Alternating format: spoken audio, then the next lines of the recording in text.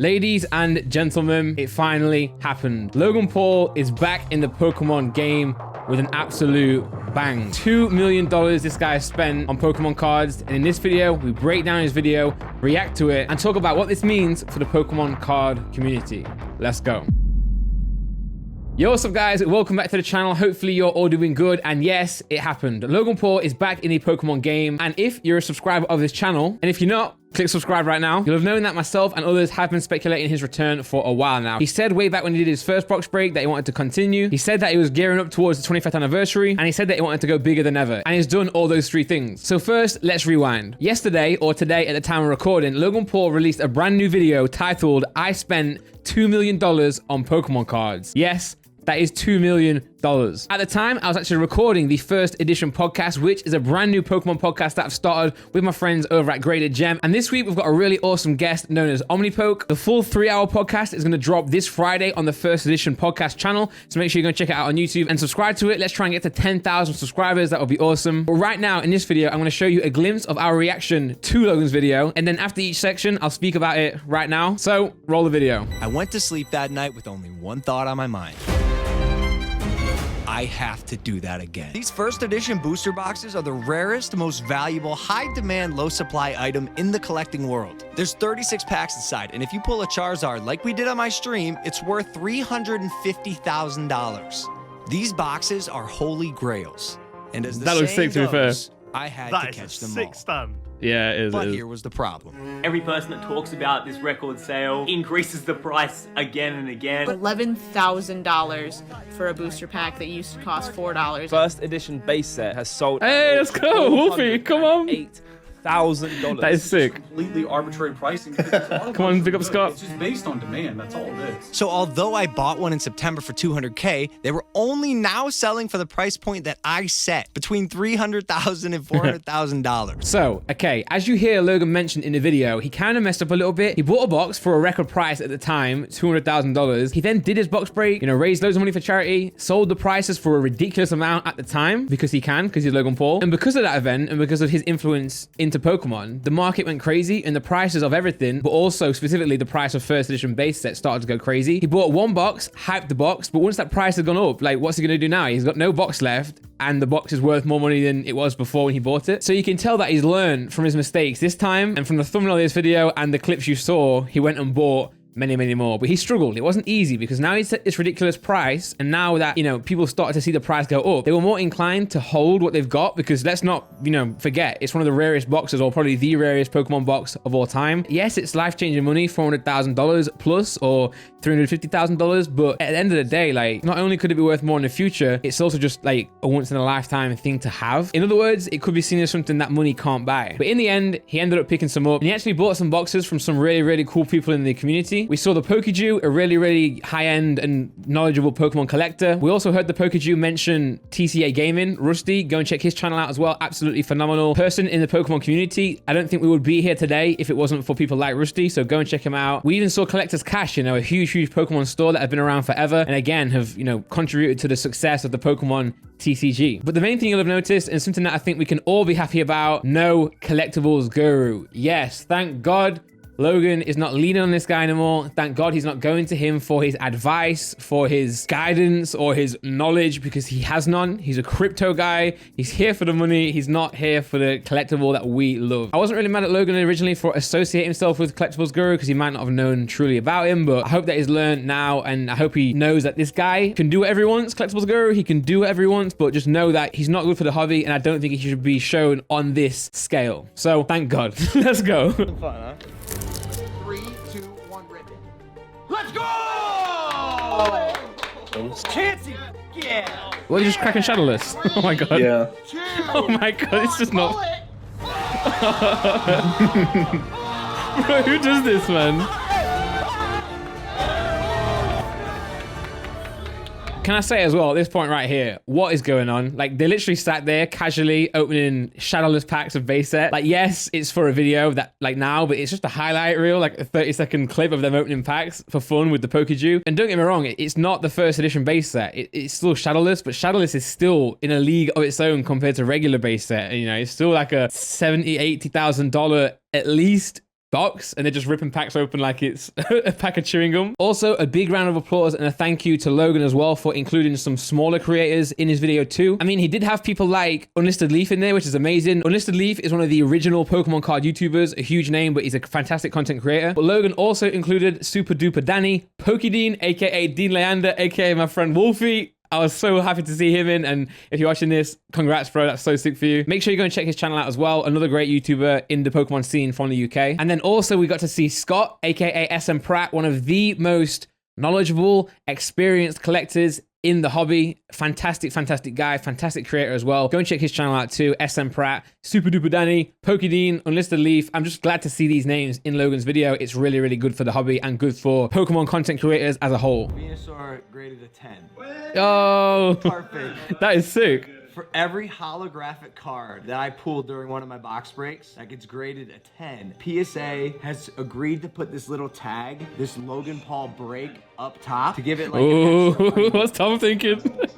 Only the 10s. Yeah, that's interesting, actually. I still had yet to complete the biggest transaction. This is big. This is very, very big. So if you pull a card in Logan's breaks and it's a holo and it grades a PSA 10, PSA will actually put the Logan Paul box break on the label itself. They will etch that into the label and that will be graded as a Logan Paul card. Now, I know this is going to be a very controversial thing for people in the community right now. It's, you know, special treatment to Logan Paul, to Steve Aoki, who also has this. It may seem as if they're grading, you know, Logan's and Steve's cards instead of our cards. I mean, I've got cards at PSA I'm still waiting to get back. Are they favoring these big names? And the answer there is yes, but also no. PSA have always had this pedigree service ever since 2004. It's for the high-end cards. It's for the high-end names, such as Logan and Steve Aoki, etc. And they've always had a walk-in service where you pay an extremely large amount of money and you walk the card in. You take the card to PSA, they'll grade it there and then, and they'll give it you, you know, if you wait a few hours, etc. That's always been around, and it's just a different department who are doing that. In other words, the people who are grading our cards, our bulk submissions, our express submissions, aren't the same people grading Logan Paul's cards, you know? And remember, these are only for specific events. It's not like Logan can get any card he wants to have Logan Paul in it. I think it's only reserved for big events. We speak about this in more detail on the first edition podcast, so again, make sure you go and check that out, as well as all the other topics in this video. I'm going to be opening one of these first edition boxes on February 27th. Confetti guys back. Pokemon Day, the 25th It's the same guy as well. They're all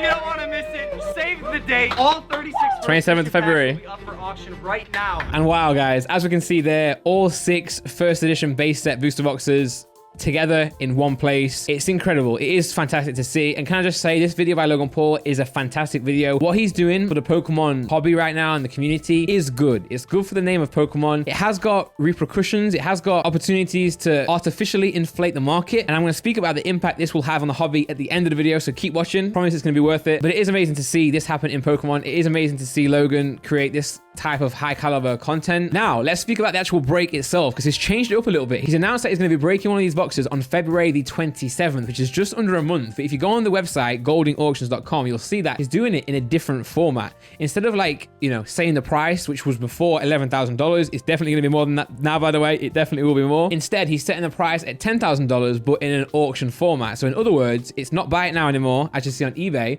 It's going to be an auction. So it's going to start at $10,000, and we, the people, will bid, and the price will be what the price will be. Now, this is very, very smart for a number of reasons. Number one, what is the price right now? It's very hard to like figure out what the price is in Pokemon, so why bother? Just put them up on the market and let the people decide what the market value is. Number two, we all know what the bidder's mentality is like. We've all seen items on eBay and cards on eBay go for more than they're worth on auction, because people get in that, you know, winning mentality. They want to win that auction. They don't want to lose. They don't want to lose their, you know, their precious card to the next person bidding. And that's the same with this, you know. He could have said these packs are going to be $20,000. We might see some packs go for $15,000, $16,000. We might see some other packs go for $25,000. He could end up getting $20,000 per pack here, which is $720,000 total. So it's very smart on that front. And number three, and I think this is the most important aspect of it, he can't get any hate. You know, he can't get any hate for pricing these too high. Last time, in the end, his price was actually pretty decent. We saw the box rise. So looking back, $11,000 was a good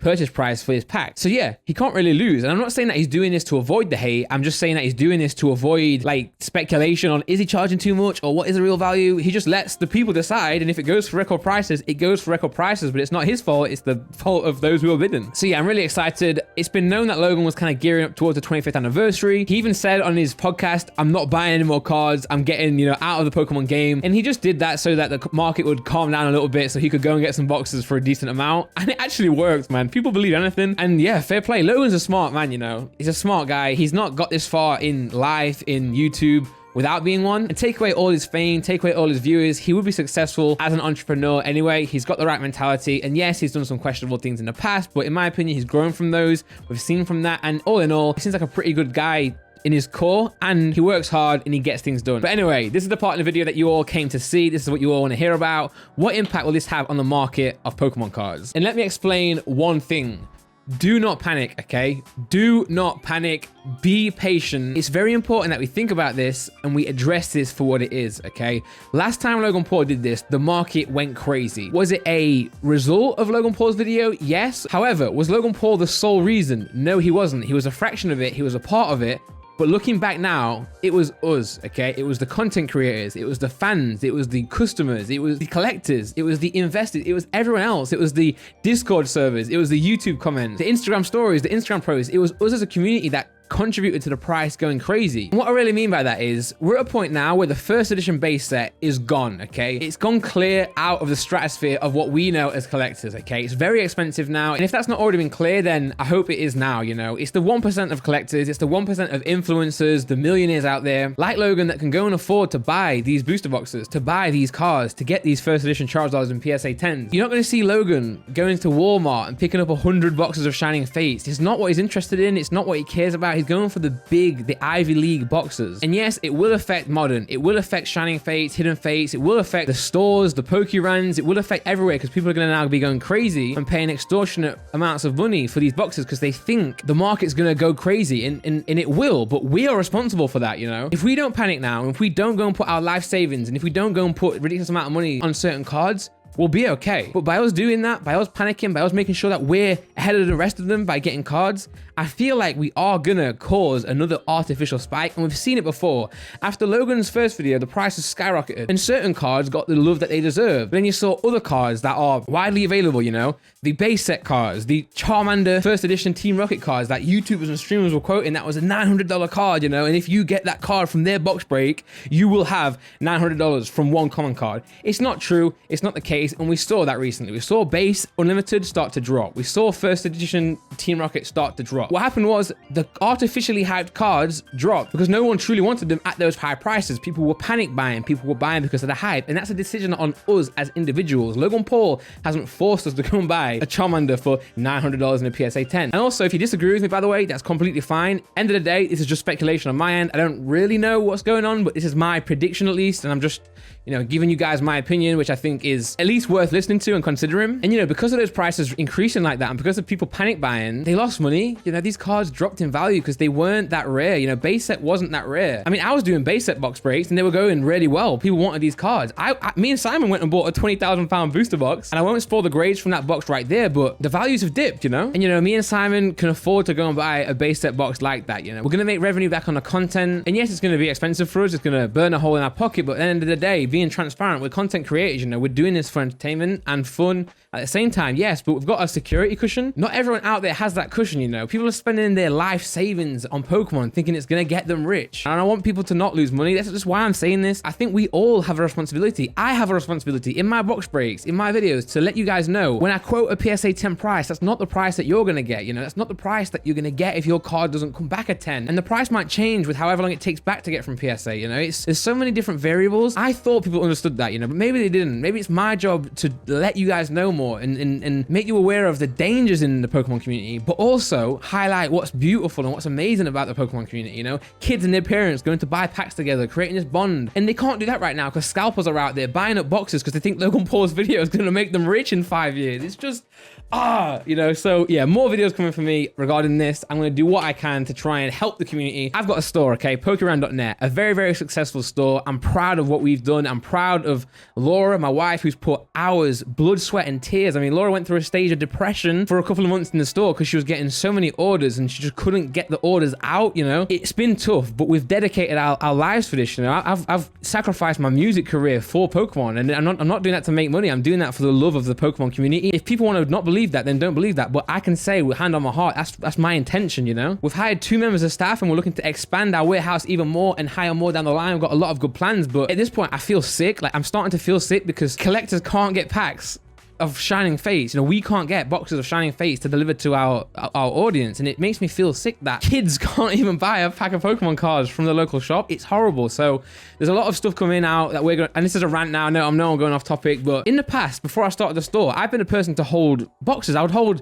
10 ETBs or 20 ETBs, and I'm thinking now, why am I holding 20 ETBs? For what reason? To make money? No. Why am I doing it? I'm doing it because that's what people I see on Instagram do. So I started to stop that, you know. I'm selling all my boxes. I'm opening boxes, you know, putting it back into the market because we don't need to sit on these boxes, you know. If me not having like 9 boxes means that a kid can open packs and get into the hobby, I much prefer that. Like, come on, guys. And by all means, buy sealed products, you know. I do recommend you collect booster boxes, but there's the key word, collect them, you know. Have one of each. No one needs like a case of 100 boxes just sat, you know, collecting dust in their garage. And that's one thing we're working at Pokeran. We're going to implement a new Pokeran Promise initiative that's going to be announced on the Pokeran channel. Go and subscribe and check that out. And there's going to be a lot of things in that promise that we're going to start that's going to help the community, or do what we can to help the community. The main one is just to get like cards and packs back in the hands of kids and their parents. The reason I started collecting Pokemon cards was with my mum back in the day when I was 6 years old. That was my introduction to Pokemon. My mum buying me packs, me and her sitting in the living room, putting them in sleeves, putting them in binders, and that's how I started collecting cards. And that's a memory that will live for me forever. In future generations, when it's me and my kid, you know, I'm going to have that experience with them, and I'll have known that from my mum and the experience that we had. And that's what's beautiful about Pokemon. And because people are keeping boxes in their garage, you know, we're taking that away from them. Because people are going into Tesco and Walmart and buying 20 boxes and leaving none on the shelf, that's not going to happen. Pokemon's all about, in my opinion, the community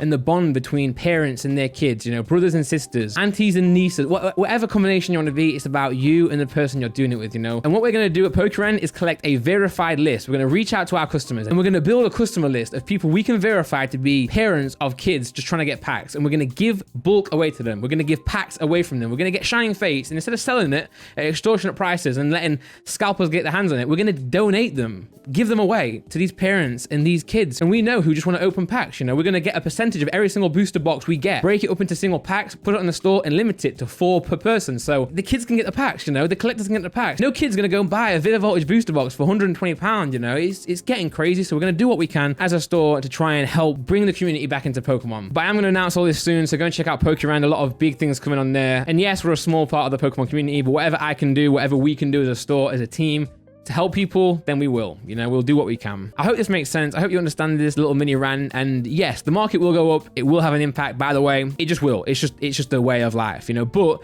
don't go and spend all your money. Take your time. And, you know, there are more cards out there than the expensive ones. If you do have a card that you've wanted for ages, by the way, and you think now it's going to go up, go and buy it. But just don't panic. Think about it clearly. Think you might lose money in the long run. Can you afford it? Can you afford in 2 months to, you know, if that card's now 20% less than what you bought it? If you can afford that and know that you might lose money, then go for it, you know. But just don't blindly go into it. And anyway, I'm going to stop the video there. I don't want it to be this long. I hope you guys understand. Love you all. Appreciate you all. I'm excited to see what's going on. I mean, end of the day, I benefit from Logan as well. But yeah, shout out to Logan. Great video. And I'm excited for what he's going to do with the box breaks. The main question you're probably all asking now is, will I be buying a pack from this next box break? And my answer is wait and see. Okay, I'm doing the smart thing. I'm going to milk the content as much as I can. But nah, for real. I'll speak about that in a new video down the line. I'm not sure yet is the answer. I'll think about it. But yeah. Oh, by the way, we're actually moving, me and Laura, into a different apartment soon, so I can work on music again in a new music studio. So yeah, there might be a delay in content, or at least we'll be posting irregularly. So yeah, beware of that. But thank you guys. Love you all. And I'll see you next time on this channel. Subscribe if you're new. Go and check out the First Edition podcast, and peace.